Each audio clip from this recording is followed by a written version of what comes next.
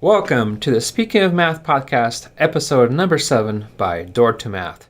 This podcast is devoted to all things math education and how parents can be a positive factor in their kids' math learning. Math is the gateway to many professional careers as well as confidence and personal growth. Find out more information at www.doortomath.com.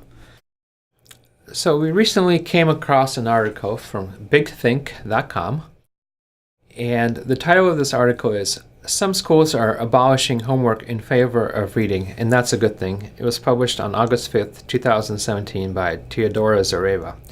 I'll read the first paragraph quickly just to get a gist of the article, and then we can dive in.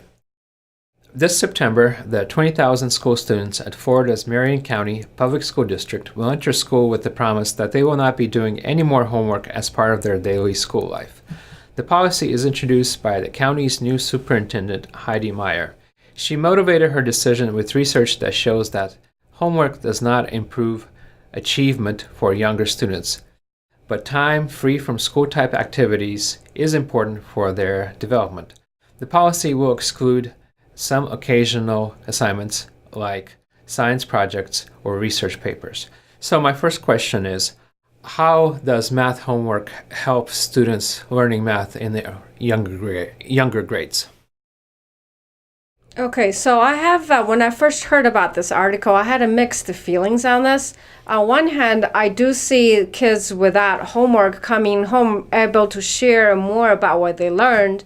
And if parents have time, maybe read a story will engage them in the long term, because reading is fun, it's curiosity. You're nurturing what your kids naturally would gravitate toward. On the other hand, I had the somersault in my stomach, because without homework, you would not be able to help a student form that habit of consistently show up doing something they might not like. And when math do get hard, 6th grade onward, you are going to be in such boatload of trouble. So I have mixed feeling at this moment. Okay, so I'm hearing that doing homework regularly in the lower grades builds up positive habits in the upper grades. Other than that, is there any use for homework? Can that be developed from other ways? Homework at beyond 6th grade or below, I do see that often it's a busy work, because the math itself, concept-wise, is not that hard. We're doing adding, subtracting, multiplication, and maybe a little bit of percentage in here, there, a little bit application of the percentage at most. I do see that homework there could be kind of waste of time. However, homework is not really just about the material. Like I said earlier, I believe it's a trap with no homework, and then all of a sudden when math do get hard, or you're dealing with solving equations or solving word problems, difficult word problems, then all of a sudden the kids has not by then learned the habit of sitting down, tackling something day in, day out. It's kind of like if I have to give an analogy, kind of like a brushing, daily brushing. You brush in the morning, you brush at night, and then when you go to dentist for cleaning twice a year cleaning, you don't have cavities. Well, it's in the same way. If you think the homework as brushing teeth, you would not stop brushing teeth and then right before you go to dental cleaning and brush like crazy, all the plaque will be there, and you're inviting cavities. In the similar manner, I believe a small dose of homework is necessary. Okay, so let me go with that analogy with brushing teeth.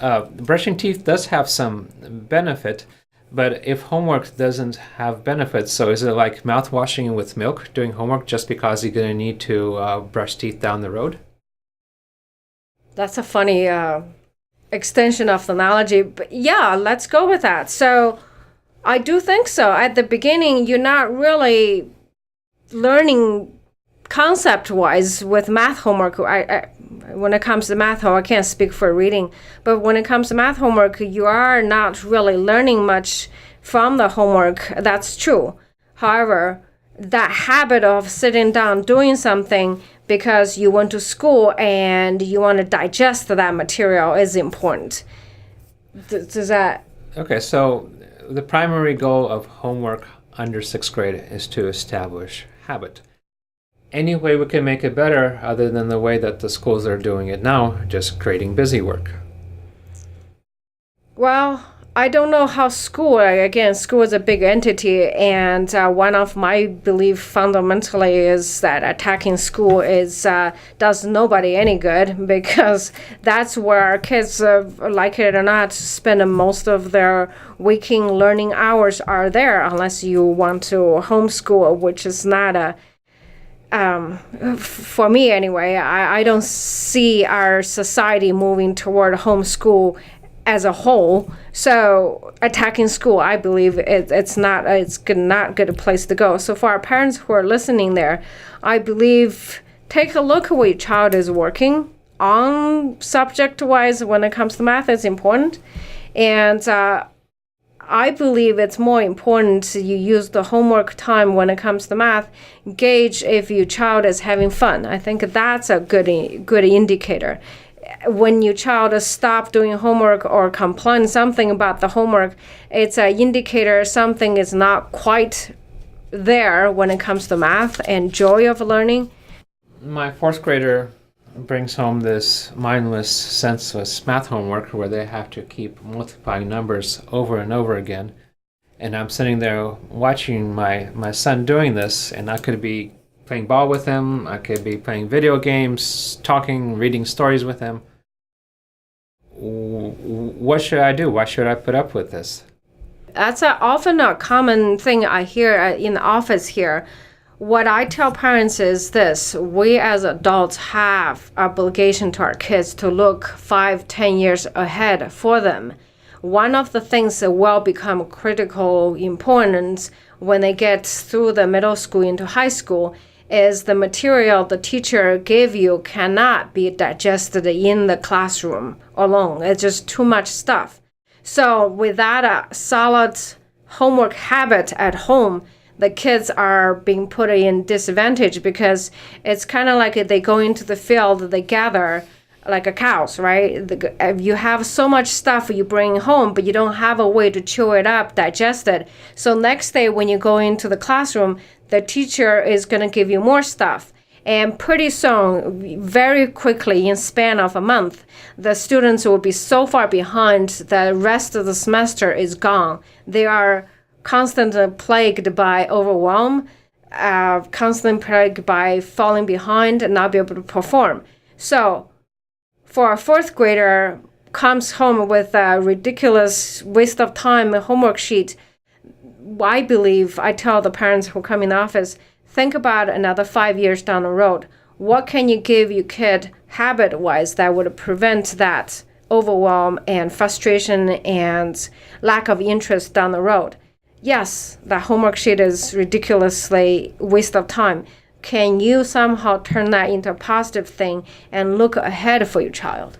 Okay, so the picture I'm getting in my mind is a cow in the pasture chewing grass, and I'm getting that picture in my mind when my kid is doing homework at school. So the next question is, can we have some sort of more nutritious food so that my child can absorb all the information needed, get the mind calibrated, and still not waste so much time at home? That's another excellent question. That does come often also. Now, here's the thing, though. That's a lot to ask a teacher, I believe, because teacher only teach your kid 1 year or maybe 2 at a time. So it's not teacher's job to look 5 years ahead. You, as a parent, however, I believe we're going to have our kids for 18 years, grow them, give them wings and roots and reason to come back with us. So to have teacher put that responsibility on teacher to say, hey, give me some nutritious homework so my kid can enjoy this, I believe that's a lot to ask. That's not to say we're not asking a lot of parents to say, hey, this homework is so ridiculously waste of time. Why can't they give me a better thing? End of the day, this is what I fundamentally believe. It's not a popular belief, probably. In the end, we owe our kids the education, the quality of education.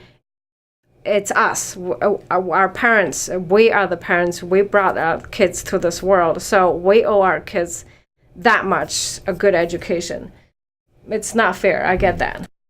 Okay, so my kid comes home with a whole backpack full of low nutritional density food that they have to sit there and chew like a cow for the next 2 or 3 hours. Not terribly a pleasant No. picture. And I'm sitting, as a parent, sitting there watching them. Can't really go argue with the teacher or change the school system.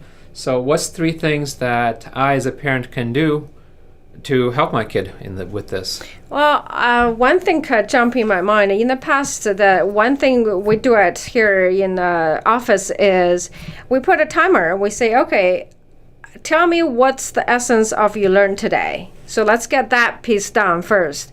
And then I would say, okay, so this homework sheet is a little bit of busy work. At the same time, you do have to polish the concept. So once I make sure the concept is firmly grasped, well, next thing I do is I try to make some game out of this homework.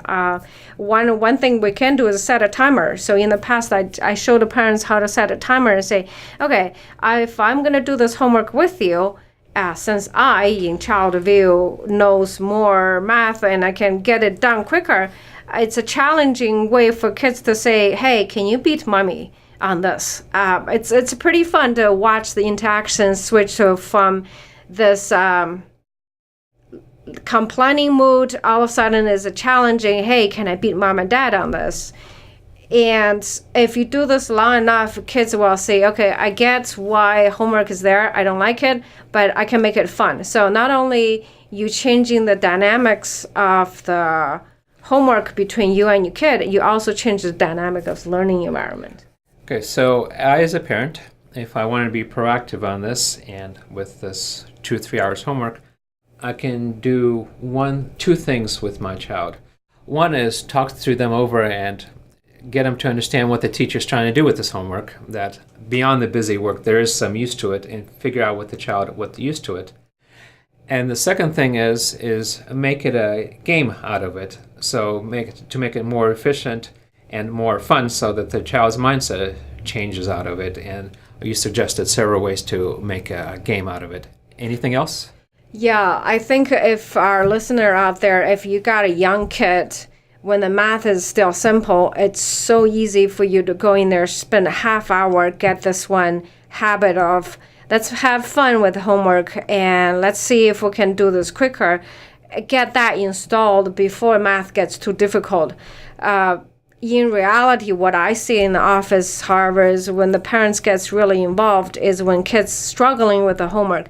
That's not a good place to play, hey, can you beat mommy on this? Because by then the homework material is getting more and more difficult. So for our listeners out there, if you got a young kid of a 2nd grader, get involved with the homework earlier, the better. Install the habits before the material gets too hard. Okay, so the caveat is you can't make it a game when the child struggles. So that's going to be counterproductive. So you have to watch out for signs of struggle. And to prevent that struggle, get involved as early as possible. Yes, and for the case that you do have a 6th grader or beyond where the math homework does get hard, or for whatever reason math is not your thing, it's very critical and important how you manage the first time you kid and say, hey, mom, I don't get this one. Can you help me? That's a really big trap door. Once you open that Pandora, you got to be able to make sure you can walk all the way through. I think that's been the theme I've been saying. Make sure you know how to handle the first, can you help me with this? If it's not handled correctly, I believe it gets heavier and heavier. Okay, so be very cognizant of the first signs of struggle. As long as your child understands the homework, just thinks it's dull and boring, there are things you can do. When your child starts to struggle, you have to recognize it, and then there's a whole different set of actions on the math homework. Right on. Using our analogy earlier, at the beginning, if your kid has no cavity, you make brushing fun. The minute the kid is say, oh, my tooth hurt and you can see a cavity, that's time to really take serious consideration. Don't treat it lightly as in, well, let me see what I can do, without knowing if you can really A, do the math, B, can teach the ease feeling, and C, and make sure the parent-child relation is intact. Okay. So our whole business, the foundation of our business is to help children in math who are struggling. So there's a lot more resources at our website, www.door2math.com. So let's get back to math homework. Say younger, foolish, idealistic, the school is small, there's not much bureaucracy, I have a good communication with the teacher. Say I want to go the other way and make the homework a little bit more nutritious, and I scheduled a meeting with a math teacher who's open to ideas and open to changing things if needed.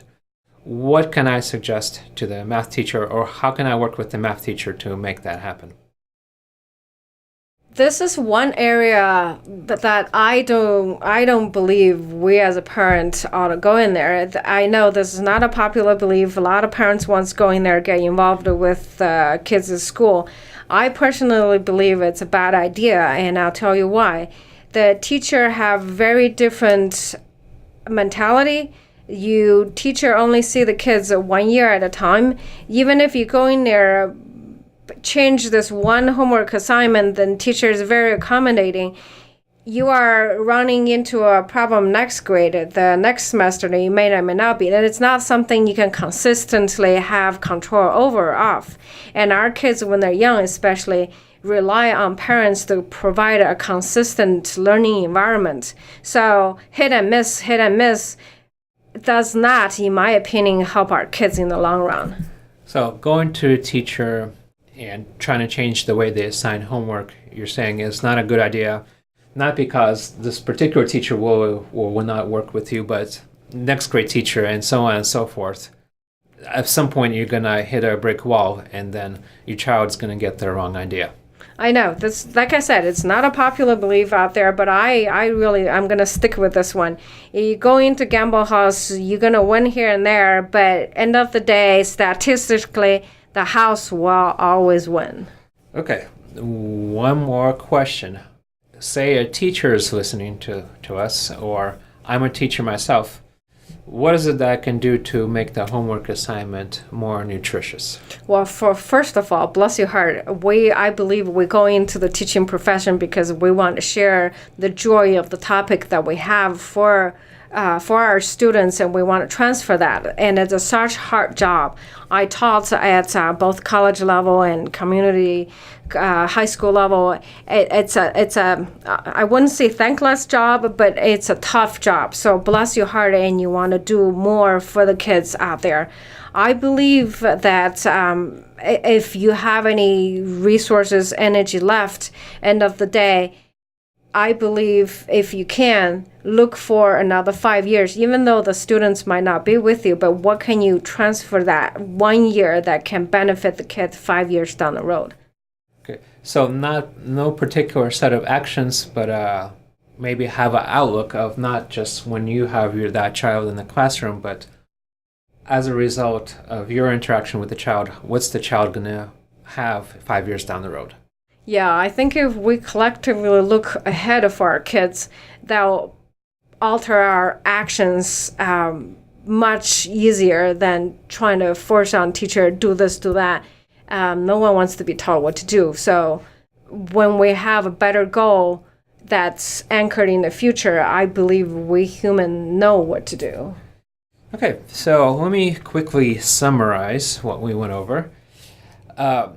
Math homework in lower grades is low nutritional density food that your child needs to sit down and digest over a period of time, and I assume that applies to other homework.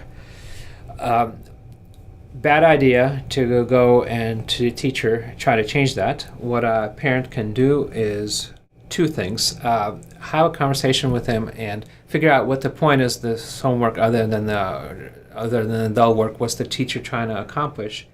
And after that is done, try to make it fun, try to make a game out of it so the child changes his or her mindset when doing homework. Once again, don't go to the teacher, but if you are a teacher listening to this, think 5 years down the road when you're assigning this homework, how is that going to benefit? I think that wraps it up, and until next time. Happy parenting.